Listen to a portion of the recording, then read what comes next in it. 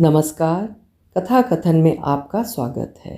आज सुनिए सुंदर और संवेदनशील रचनाओं की लेखिका नीलिमा शर्मा की लिखी हुई कहानी आखिरी मोड़ से पहले। नीलिमा शर्मा जी साहित्य सेवा में निरंतर सहयोग दे रही हैं। उनकी रचनात्मकता ने उनको हिंदी साहित्य जगत में प्रतिष्ठित लेखिका के रूप में स्थापित किया हुआ है। प्रस्तुत है कहानी मेरी जुबानी। मैं हूँ सीमा सिंह। बरसों पुराने उस जंग लगे लोहे के गेटनुमा दरवाजे को धीरे से खोलते हुए सतपाल मलिक भीतर आए। आज इस समय आंगन में कोई चहल पहल नहीं थी, न रसोई में बर्तनों की खनक, न बेटों के बच्चों की खिलखिलाहट। घर में हर वक्त एक कोलाहल मचा रहता था, लेकिन आज के दिन जैसे सब अपने अपने खोल में बंद थे। रुआबदार शख्सियत के सतपाल मलिक 6 फुट के लंबे चौड़े इंसान थे। 70 से ज़्यादा उम्र थी, लेकिन देखने में अभी 60 वर्ष के भी नहीं लगते थे। उनकी आंखें कमरे दर कमरे पत्नी को ढूंढने लगीं। बरामदे के सन्नाटे में उनके कदमों की आहट तक गूंज रही थी। कभी इन्हीं कदमों की आहट से घर भर में सन्नाटा पसर जाया करता था। खेलते हुए बेटे किताबें खोलकर पढ़ने बैठ जाया करते थे। आधे तिरछे होकर बैठे मेहमान भी सही से तनकर कुर्सी पर बैठ जाते। शब्दों से कम आंखों से ज़्यादा बोलने वाले सतपाल मलिक का रुआ भी ऐसा था। आज आखिर सब कहाँ गए? आखिरकार वो कोने वाले पुराने कमरे के सामने रुके, जहाँ खिड़की के पर्दे गिरे हुए थे और धूप की एक तिरछी लकीर फर्श पर बिछी थी। भीतर से धीमे धीमे सुबकने की आवाज़ आ रही थी। वो चुपचाप अंदर गए। अनीता, उसकी पत्नी, चारपाई के किनारे बैठी थी, सिर झुकाए। आंखों के कोरों से आंसू रिसते हुए उसके घुटनों पर गिर रहे थे। पुरानी साड़ी के किनारे से वो आंखें पोंछ रही थी, मानो किसी को दिखाना नहीं चाहती थी कि वो रो रही है। क्या हुआ? सतपाल ने धीरे से पूछा। उनकी आवाज़ में चिंता और अपनापन घुला था। अनीता ने सिर उठाया, पर शब्द नहीं निकले। बस एक नज़र में सारी पीड़ा, सारी शिकायतें उतर आईं। वो नज़र जो सालों से उसे सब कुछ कहती रही थी बिना बोले। कमरे की दीवारों पर समय की परत जमी थी। कभी इस घर में उनकी हंसी, उनके सपनों की गूंज होती थी। बच्चे आंगन में खेलते थे। रसोई से उनकी पत्नी की पुकार आती थी, खाना लग गया है। अनीता के शब्द एक लावे की तरह हृदय के भीतर प्रवेश कर रहे थे। भीतर एक ज्वालामुखी फटने को था। आखिर ये सब क्यों हुआ? कभी ऐसा भी हो सकता है? मैं सोच भी नहीं सकता था।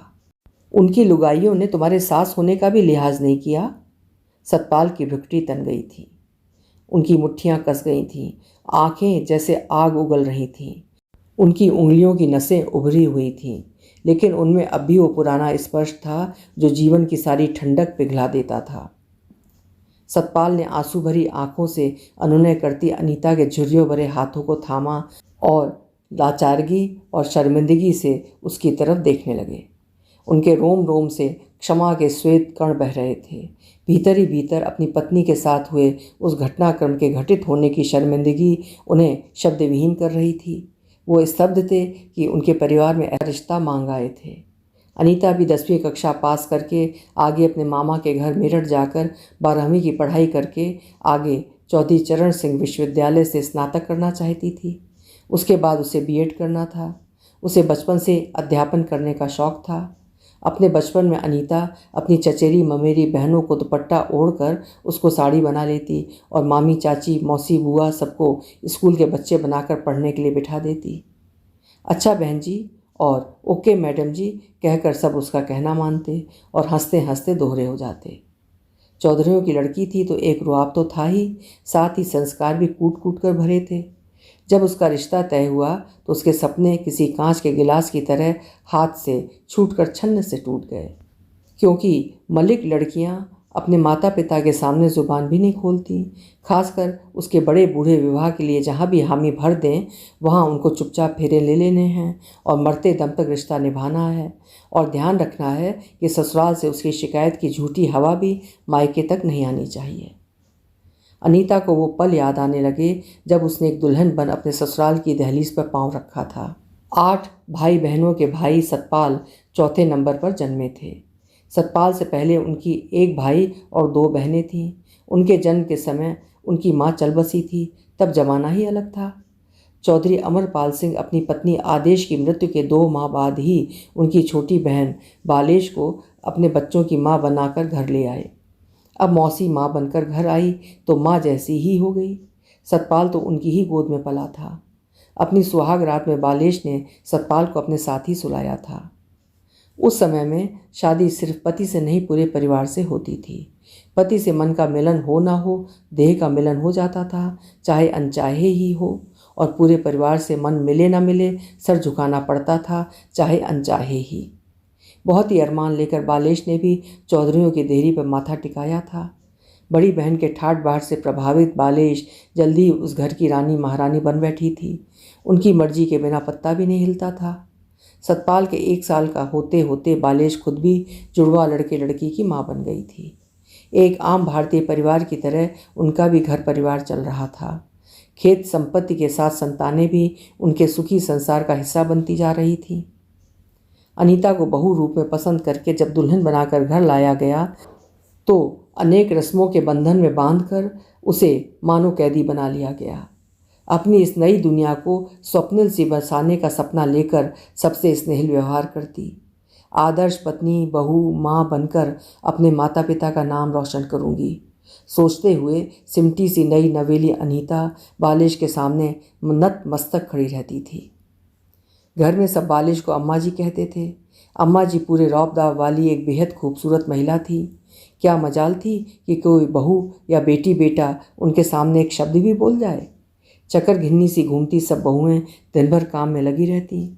जिसका काम अम्मा जी को जरा भी नापसंद आता या कोई भी बहू उनको जरा नाफरमानी करते हुए नजर आती, उस बहू का उस रात को बिना किसी वजह के भी पति से पिट जाना लाजमी था। उस घर में ये रोज का तमाशा था। बस सब बहुओं को सोचना ये होता था कि आज किसका नंबर लगेगा। किसी को किसी से कोई शिकायत नहीं होती थी, न किसी को किसी से कोई हमदर्दी थी। साल दर साल परिवार विस्तृत होता गया। उस घर में जगह कम होने लगी तो अम्मा जी ने सबसे बड़े बेटे का चौका चूल्हा अलग कर दिया। खेत में बने 3 कमरों वाले घेर में बड़े भाई अपने परिवार समेत शिफ्ट हो गए और उन्होंने अपने ससुराल वालों की सलाह लेकर खाद बीज की एक एजेंसी ले ली। शादी के 5 साल बाद अनीता को भी पति के संग थोड़े से बर्तन बिस्तर देकर अपनी घर गृहस्थी खुद बनाओ और अच्छी तरह से चलाओ कहकर घर से पीछे घेर, जहाँ वे जानवरों की बांधने की जगह थी, का रास्ता दिखा दिया गया था। घेर में एक कमरा पक्का और एक कमरा कच्चा बना हुआ था। बाकी जगह पर 3 गायें बंधी हुई थीं। उसके पास ही अनाज का कोठरा था। हिस्से में जो खेत आए उसमें खेती के बाद भी समय बच जाता था तो सतपाल ने बीमा कंपनी में नौकरी के लिए आवेदन किया। जल्दी बीमा एजेंट बनकर उनको कमाई का साधन मिल गया। खेती तो वैसे भी मौसमी जुआ था। अब कैसे एक कमरे में अनीता ने अपने 4 बेटे पाले, कैसे दिन रात लोगों के स्वेटर बुनकर पैसे कमाए, सतपाल को कुछ पता नहीं रहता था। उनका काम था बस दिन भर दफ्तर में रहना और बीमे करवाने के लिए घूमते रहना। उसके बाद शाम को जब थोड़ा अवकाश मिलता तो अम्मा जी के घर हाजिरी लगाना। उनके लौटने तक बच्चे नींद में होते। अब सतपाल के हिसाब से तो गृहस्थी अच्छे से चल रही थी, तो रोजाना आते ही पति का हक वसूलना और खा पी कर सो जाना उनको अपना अधिकार लगता था। सतपाल कभी अनीता के साथ बैठकर 2 मीठे बोल भी नहीं बोलते। स्त्री देह के भीतर मन की भी एक देह होती जो सिर्फ स्पर्श नहीं, मीठे बोल भी चाहती है। अनीता की देह तरसती आंखों से कुमलाती रही और वो मन के भीतर खामोशी की चादर तले दबाती रही अपनी सिसकियाँ। स्त्री दिन भर काम कर सकती है, कम खा सकती है, एक जोड़ी कपड़े में गुजारा कर लेगी, बस शाम के वक्त अगर पति 2 मीठे बोल दे। लेकिन ये बात हर पुरुष को कहाँ समझ में आती है। पैसा पैसा तेरा मेरा करता पुरुष स्त्री पर एहसान करता है कि उसके लिए ही तो पैसा कमाया जा रहा है। पुरुष हमेशा कहता है कि उसके तो खुद के खर्चे ही कुछ नहीं हैं, जबकि स्त्री उसमें से अपने आप पैसा नहीं खर्च कर सकती। उसके मालिक मलिक साहब हर पाई का हिसाब कभी भी पूछकर उसे कटघरे में खड़ा कर देते और हिसाब में जरा भूल हो जाने पर उसके माता पिता से लेकर हर रिश्ते को संबोधित करके वो सब गालियां दी जाती जिनके कसूरवार वो नहीं होते, जिनको दोबारा सोचते हुए भी अनीता अपनी जीभ काट लेती। उम्र के आखिरी पायदान तक स्त्री पुरुष के अहंकार को ढोती है। अपने जीवन का यौवन हर पुरुष इस दम्भ में गुजार देता है कि मैं पुरुष हूँ, इस सृष्टि का रचयिता। स्त्री तो सिर्फ ज़मीन है, बीज बोकर उसको उर्वरक तो वही बनाता है, जबकि वो ज़मीन ही 9 महीने तक उसके बीज को अपनी कोख में अपने खून से सींचती है और तभी उसको मिलता है अपना वारिस। और फिर उस वारिस को गोद में लिए पुरुष ऐसे खुश होता है जैसे सारा दर्द उसी ने झेला हो, और उस नारी की पीड़ा को समझने के लिए उसके साथ तब भी किसी कोने वाले कमरे का अकेला सा बिस्तर होता है। अनीता ने भी सतपाल के 4 बेटों और 3 बेटियों को जन्म दिया। खून का असर कहो या माहौल का, बेटे बाप से भी सवा सेर निकले। बेटियां जो उसके दुख को जरा समझती थीं लेकिन सब विवाहित थीं, अपने घर संसार को सहेजती संवारती वो भी माँ की तरह खामोशी से जीवन के हर रंग से रूबरू हो रही थीं। अंदर से अकेली अनीता को कब दिल का रोग लगा उसे कोई नहीं जानता था। दिन थे कि दवाओं के सहारे गुजर ही रहे थे। अभी 55 की उम्र थी, लेकिन खामोशियों ने उसके चेहरे पर दुखों की नदियों नहरों का जाल बिछा दिया था। देह की मिट्टी भी ढीली पड़ चुकी थी। सतपाल मलिक ने आज बीमे करते करते अपने सब भाइयों से ज़्यादा खेत खलिहान जोड़ लिए थे, तो व्यवहार में भी निरंकुशता आ गई थी। अनीता उसके लिए थी, बस थी ना, उसकी ही थी। आज घर में कोई कमी नहीं थी, ना पैसे की ना जगह की, बस कमी थी तो आज भी उस संवेदना की जो कभी इस घर के पुरुषों ने महिलाओं को कभी दी ही नहीं थी। अनीता और उसकी देवरानियां जेठानियां सब अपने अपने दायरे में सबको खुश नजर आती, लेकिन पितृसत्ता उन पर हावी थी। सतपाल ने सब बेटों की उनकी पसंद की लड़कियों से विवाह करवा दिए थे। बेटे भी अब बीवियों वाले थे, पर ऐसे अहमक कि खुद चाहे आज भी अपनी बीवी को जूतों से पीट लें, उसकी माँ बहनों भाई पिता को गंदी अश्लील गालियों के हार पहना दें, लेकिन कोई दूसरा सदस्य उनको उनकी पत्नी के बारे में कुछ कह दे तो सामने कहने वाले भाई बहन का सिर फोड़ने को तैयार रहते। और उन सब की आजकल की बहुएं, वो तो माशाल्लाह इतनी अवसरवादी थीं कि खुद दिन भर काम करें ना करें, जैसे उनके पति या ससुर घर में आएं तो मुंह पर पानी की छींटें मारकर पसीना बना लेती और काम करती अनीता को ऐसे लपकती झपकती थीं कि माता जी आप बैठो, हम हैं ना काम करने को, आप आराम करिए ना, अरे हमारे होते आप कैसे काम करेंगी, अजी सुनिए ना, माँ को कहें आराम करें, बहुत संभाल लिया घर, अब पूजा पाठ करें, हम हैं ना सेवा को। और बेटों ससुर के पलट जाने के बाद, अरे मैं तो थक गई हूँ, हम क्या यहाँ नौकरानी बन जाने के लिए ब्याह कर आई थी, मैंने कभी पानी का गिलास भी उठाकर नहीं पिया, माँ आप चाय तो बना लो, बच्चों जाओ दादी के हाथ के पूरी सब्जी खाओ, हमसे तो नहीं बनते अब उतने स्वाद रसोड़े। अनीता दिन में नौकरानी बन काम करती, आखिर उसके ही तो बेटे हैं और बेटों के बच्चों को खाना खिलाने में क्या ही थक जाएगी। कल शनिवार की काली सुबह को सोचते हुए अनीता की आंखें छलछला गईं। कल सुबह हद ही हो गई, पता नहीं कौन सा शनि उसको सजा दे रहा था या उसके किसी पिछले जन्म के बुरे कर्म रहे होंगे। सुबह सवेरे चाय बनाते वक्त अनीता के कांपते हाथों से गर्म दूध का पतीला गिर पड़ा। थोड़ा सा दूध पोते की बाह पर छींटे बनकर गिर गया। बच्चा बाल सुलभ आदत से जोर से चीखा। अनीता ने पोते को उठाकर झट से उसका हाथ सिंक में नल चलाकर पानी के नीचे रखकर उसको चुप करवाने को बहलाना शुरू कर दिया, लेकिन ये सब देखकर बहू ने चीखना शुरू कर दिया कि उसके बेटे को माँ ने जला दिया। ते बेटे और चीखती चिल्लाती पत्नी को देख बेटे ने आओ देखा न ताओ माँ पर हाथ उठा दिया। उसने माँ के गाल पर एक चांटा जड़ दिया और बहू ने उसकी पीठ पर जोर से 2 दुहत्तर जमाकर अपना बेटा छीन लिया। अवाक अनीता वहीं गिर गई। एक बेटे से अपने बेटे का दर्द न देखा गया, उस बेटे का दर्द जिसे सिर्फ दूध पिलाने के लिए उसकी पत्नी अपने कमरे में ले जाती थी। बाकी बेटों के बच्चे नीचे गिरी दादी को घेर कर खड़े हो गए और दादी को रोते देख रोने लगे। सबकी माएँ अपने अपने बच्चों को खींचकर अपने अपने कमरों में ले गईं। उम्र भर पोते पोतियों की पुचकारियाँ लेती उनकी नज़र उतारती दादी अनीता आज खलनायिका बन बैठी थी। बेटों बहू और बच्चों की नज़र में वो उनके बच्चों की दुश्मन थी। काम वाली माया ने आकर अनीता को उठाया और उनके कमरे में बिस्तर तक पहुंचा आई। अपने कमरे में रोती अनीता ने दिन भर खाना नहीं खाया, ना ही घर भर में कोई उसको पूछने आया कि आपने खाना क्यों नहीं खाया, कमरे से बाहर क्यों नहीं आई। बड़े बेटे और बहू की देखा देखी बाकी तीनों सब बहुएं और बेटे अपने अपने कमरे की परिधि में मौन रहे, कहीं बूढ़े माँ बाप उनके अकेले के गले न पड़ जाएं। 2 दिन बाद दिल्ली से लौटे सतपाल को घर के बाहर ही जरा सा छींटे लगने से जले पोते ने सब कहानी कह सुनाई तो उनको अनीता की सुध आई। अनीता से सारी बात जान लेने पर उम्र के इस छठे पड़ाव पर पहली बार सतपाल का पौरुष जागा। उसने जब बड़े बेटे से जवाब तलब किया तो जो नहीं होना चाहिए था वही हुआ। अपने कद्दावर शरीर में विद्यमान टूटे दिल पर नील के निशान लिए और लहूलुहान आत्मा से सतपाल अनीता के पास लौट आए। इंसान दुनिया से हर कदम पर लड़ लेता है, पर हारता है वो सिर्फ अपनी ही संतान के सामने। सारी उम्र वो खुद अपनी पत्नी को सम्मान नहीं देता जिसकी वो हकदार होती है, तो बच्चे कैसे अपनी माँ को सत्कार करें जिसको उन्होंने उम्र भर तिरस्कृत होते देखा हो। आज अनीता का हाथ थामे सतपाल जिंदगी के आखिरी पड़ाव के उस चौराहे पर खड़े थे जहाँ सोच के सब रास्ते खंडित हो जाते हैं और सोच एक तरफा कुंठित हो जाती है कि क्या गलत हुआ और क्यों हुआ, और फिर शून्य में ताकने के सिवा कुछ भी नहीं रहता है और मन में रह जाता सिर्फ पश्चाताप अपने गुनाहों का।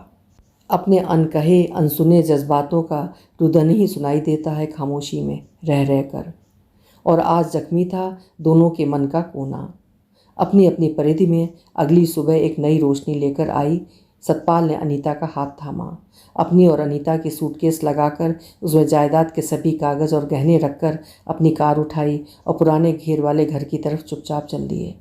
बहुएं फुसफुसाने लगी कि इस उम्र में कहाँ चले दोनों। सुनकर भी अनसुनी करते सतपाल ने अपनी कार से बाजार से सब ज़रूरत का सामान खरीदा और घेर वाले कमरों का दरवाज़ा खोलते हुए अनीता से कहा, क्या तुम मुझे माफ़ नहीं कर सकती? उम्र भर अपने सपनों ख्वाहिशों को रौंदने वाले इस अत्याचारी सतपाल को। आओ एक बार फिर से गृह प्रवेश करें। वादा है इस बार इस आंगन में ये लड़की अब मुरझाएगी नहीं। तुम अपनी स्वप्निल दुनिया बसाओ, मैं अपने स्नेह से इसे पल्लवित पुष्पित रखूँगा। और सामने रखी कुर्सी पर बैठकर रो दिए वो। अपने सीधे पैर से भीतर प्रवेश करती अनीता ने सतपाल का हाथ थामा और खुद भी रो दी। हम हैं ना एक दूसरे के लिए, उसने धीरे से कहा। सतपाल की आंखों में नमी अब भी थी, लेकिन उनमें हल्की सी चमक भी लौट आई। आज इस स्पर्श में पति का हक नहीं, प्रेम था, अपनापन था। कसकर एक दूसरे को थामते हुए दोनों ने फिर से एक नए घर की परिकल्पना करना शुरू किया। उन्होंने तय किया कि वे एक दूसरे का हाथ थामे रहेंगे, चाहे घर में कितनी भी भीड़ क्यों ना हो। उनके लिए असली घर वही होगा जहाँ वे एक दूसरे को पा सकें। उस क्षण उनके बीच एक अनकहा वादा फिर से जन्मा, हम साथ हैं, जब तक सांस है साथ रहेंगे। अगली सुबह एक नया सूरज पूर्व दिशा को आलोकित कर रहा था। बाहर सतपाल ने अपने वकील दोस्त को बुलाया हुआ था। अभी आप सुन रहे थे नीलिमा शर्मा जी की लिखी हुई एक सामाजिक कहानी आखिरी मोड़ से पहले। देर आए दुरुस्त आए कहावत को चरितार्थ करती है कहानी। उम्मीद है आपको पसंद आई होगी। पसंद आई हो तो कहानी को लाइक ज़रूर करिएगा, और चैनल अभी तक सब्सक्राइब ना किया हो या आज पहली बार चैनल पे आए हों तो चैनल भी सब्सक्राइब कर लीजिएगा। कल फिर मिलेंगे। आपका समय शुभ हो।